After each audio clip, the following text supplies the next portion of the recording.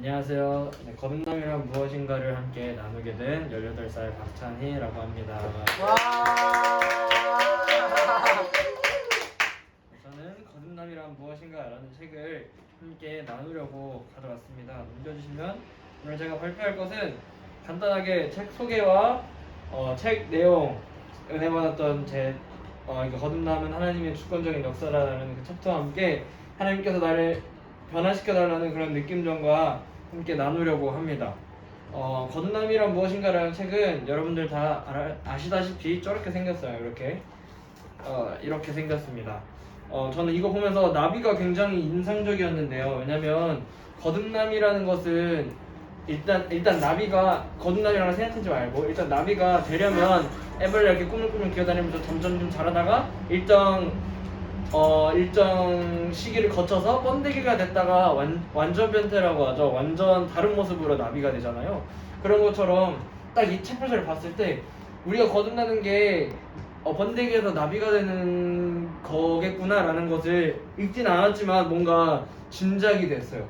거듭나는 게 그냥 단지 내가 막 이렇게 뭐 예를 들어 가재나 꽃게 이런 애들 보면 가재나 저기 그 탈피하는 애들 보면은 그냥 크기만 커졌지 모습은 똑같잖아요. 그게 아니라 아예 내가 이전에 번데기와 같은 삶이었다면 내가 이제 거듭나 born again이 됐다면 이제 난 나비와 같은 삶을 살아야 된다는 것을 이 책 표지를 보면서 되게 이 딱 표지를 보면서 은혜가 많이 되더라고요. 그래서 이 책은 R.C. 스프롤이라는 목사님, 위대하신 목사님께서 쓰셨고요. 이 책은 이제 그리스도인이라면 반드시 필요한 중생, 곧 우리가 거듭남에 대해서 오해했던 거나 궁금했던 것들, 또 우리를 거듭나게 하시기 위해서 하나님께서 그 성경 가운데 우리 삶 가운데 어떠한 역사를 펼쳐 놓으신지에 대해서 자세히 적어 놓은 책입니다. 이제 이 책의 챕터는 총 6가지가 있는데요. 꼭 거듭나야 하나, 거듭남은 신비다, 거듭남은 시작이다, 거듭남은 하나님의 주권적인 역사이다, 거듭남은 즉각적이다, 거듭남은 영구적이다 라는 6가지의 거듭남에 대한 챕터 중에 저는 4번째 거듭남은 하나님의 주권적인 역사이다 라는 챕터에 대해서 함께 나누려고 합니다. 이제 이 챕터에 나오진 않지만 넘겨주세요. 이 챕터에 나오지 않지만 그 3챕터에 보면 단동설과 공동설이라는 얘기가 나와요. 단동설은 하나의 일을 혼자서 한 것을 단동설이라 하고 공동설은 둘 이상의 사람이 함께 과업을 완성시키는 것을 공동설이라고 하는데 하나님의 거듭남의 역사는 공동설이 아닌 단동설의 그 법칙을 인하여 하나님께서 거듭남의 역사를 이루어갔다라고 책에서 말하고 있는데 이걸 쓰면서 설이 너무 조금 이질감이 느껴져서 단동적이라고 얘기하면 좋겠네요. 설은 뭔가 사실이 아닌 것을 가설한다 할 때 그 설이 좀 더 커서 단동설보단 하나님의 거듭남의 역사는 공동설이 아니라 단동적으로 하나님께서 직접 다른 것에 의하여서 역사하신 것이 아니라 오직 하나님으로만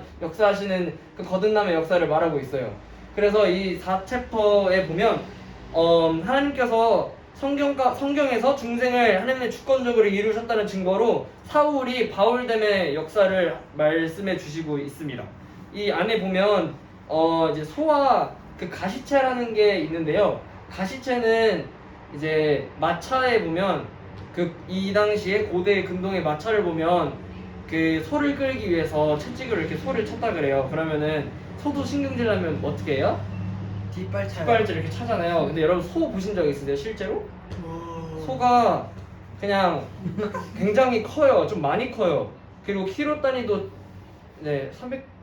200까지 아니고 한 200kg 이렇게 나가는 걸로 알고 있거든요. 근데 되게 크고 발도 엄청 커요. 그 뒷발이. 그래서 근데 이제 또 소가 있는 것 짜증나는 대로 뒷발을 빵 차면 어떻게 되겠어요? 옛날에 조선시대 때도 그 소 뿔에 찔러 죽는 사람도 있고 뒷발에 차여 죽는 사람도 있었대요. 조선시대 때. 그런 것처럼 이게 굉장히 위력이 크단 말이에요. 근데 이걸로 이제 마차를 이렇게 때려 부실 수 있다라는 거죠. 이렇게 채찍으로 때렸을 때 소가 신경질 나서 이렇게 뒷발질을 하면 마차가 부서질 수 있으니까 그 소에 있는 그 뒤에 가시를 이렇게 달아놓은 거예요. 애가 차지 못하게. 근데 여기서 아이러니컬한 건 소가 뒷발질을 차요. 그러면 가시에 찔리겠죠. 그러면은 소가 아파서 더 신경질 나서 찬다는 거예요. 더. 그러면 어떻게 되겠어요? 온몸은 피투성이가 되겠죠. 소가. 그래서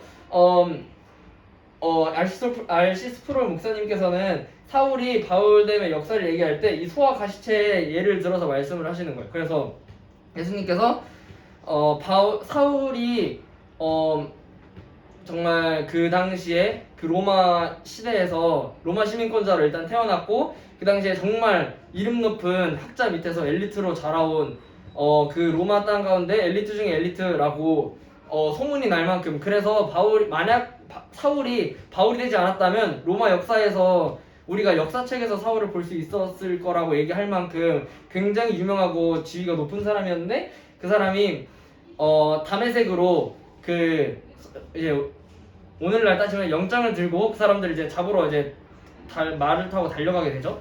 근데 이제 다메섹에서 예수님을 만나게 됩니다. 그러면서 예수님께서는 너는 왜 나를 핍박하느냐 이렇게 이제 말씀을 하시면서 이제 사울을 직접적으로 만나시게 돼요. 그때 이제 목사님께서 이 가시체에 대한 예를 들면서 설명을 하세요.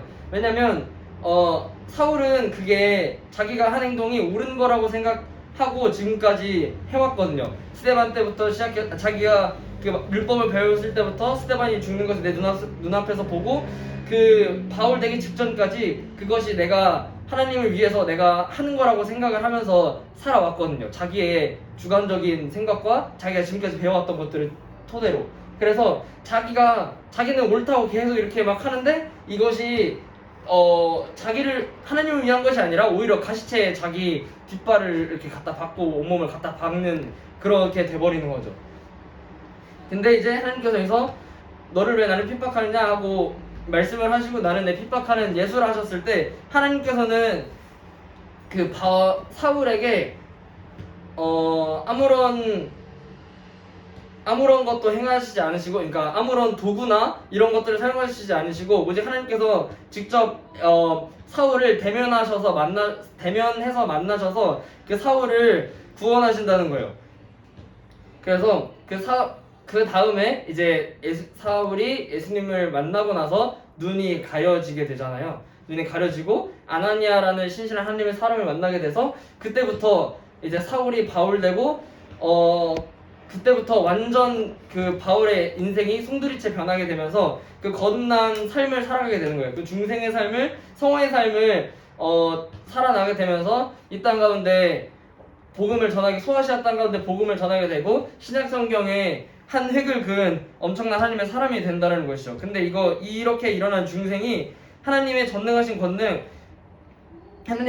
권능으로만 이루어지고 아무것도 압도하거나 어느 누구도 그 하나님의 중생의 역사에 대해서, 하나님의 전능하신 권능에 대해서 아무것도 압도하거나 저항할 수 없는 그런 하나님의 주권적인 역사하심이라는 거예요. 누가 하나님의 역사하심이 아니고 내가 거듭날 거야 해가지고 저는 거듭났어요 막 이렇게 얘기하는 것이 아니라, 누구든 나의 힘으로 하는 것이 아니라 또 율법의 힘으로 하는 것이 아니라 내가 어떤 것든 내 힘으로 내가 거듭나기 위해서 내가 죄인에서 그 의인의 자리로 내가 아무리 힘써 나가봐야 되지 않는 것을 하나님께서는 오직 하나님의 전능하신 권능으로 하나님의 주권적인 그런 단동적인 그런 역사하심으로 하나님께서는 우리 삶 가운데 사도 바울에게 그렇게 나타내셨고 베드로에게 그렇게 나타내셨고 또 우리의 삶 가운데서 하나님께서 주권적인 역사하심을 우리에게 중생을 허락하신다는 거예요.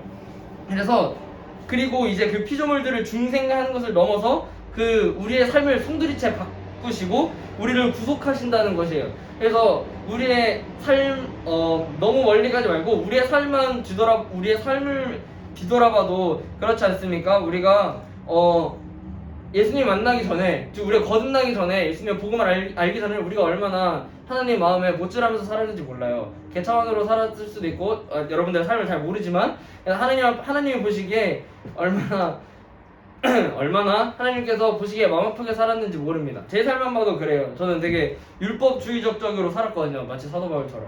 사도 바울이 사울 됐을 때의 삶처럼 되게 나는 내가 더 많이 안다라는 그거 하나만으로 가지고 목사님의 아들이라는 그거 하나 가지고 되게 율법주의적으로 살았던 순간들이 많이 있었거든요. 하나님 보시면 이게 얼마나 마음 아프신 일이겠어요? 그런 것처럼 우리가 거듭나기 전에는 우리가 제가 처음에 얘기했던 그 번데기처럼 우리가 하나님의 마음 아프게 하고 우리가 그 하나님의 말씀에 따라 살지 못하였는데 우리가 하나님께서 우리를 거듭나게 하시고 하나님의 주권적인 역사하심으로 말미암아 우리를 구속하시고 우리를 중생하시고 우리를 다시 사망에서 생명으로 어둠에서 빛으로 우리를 거듭나게 하신다면 그 거듭난 것을 통해서 우리의 삶이 송두리째 바뀌게 되는 거예요.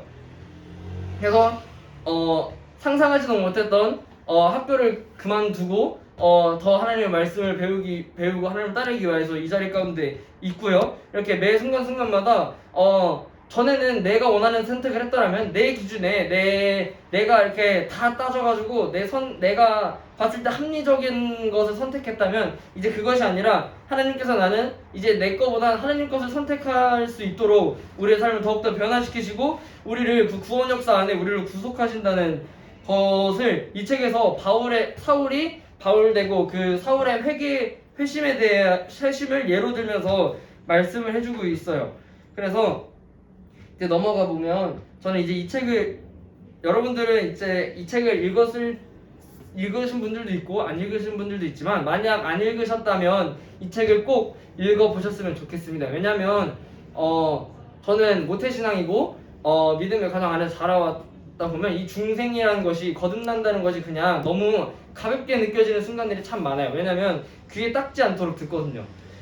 닦지 않도록 듣고 하는데 이 책을 읽으면서 이 성경 가운데 하나님께서 말씀하시는 거듭남의 역사가 전 처음에 거듭남이라는 것이 예수님 돌아가시고 승천하시고 성령님 오실 때부터 거듭남이 그냥 이 성도들 가운데 일어났다고 생각했는데 그것이 아니라 하나님께서 베드로에게도 거듭남의 역사를 허락하셨고 제자들과 또 사도 바울을 통해서 거듭남의 역사를 우리에게 먼저 성경으로 보여주셨고 우리의 삶 가운데도 역사하고 계시는데 이 책을 읽으면서 이 중생에 대한 은혜와 그런 감사함이 더욱더 깊이 깨달아졌던 거예요.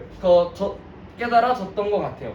그래서 제가 다루진 않았지만 중생 거듭남을 받은 베드로와 회심을 하지 않은 가룟 유다의 두 사람을 놓고 예수님께서 돌아가시는 거 봤을 때 회심하지 않았던 가룟 유다는 자살해버리고 거듭났던 그 하나님 앞에 거듭났고 중생을 얻었던 그 베드로는 하나님께서 온전히 보호하시고 그 하나님을 따라서 하나님의 수제자의 그런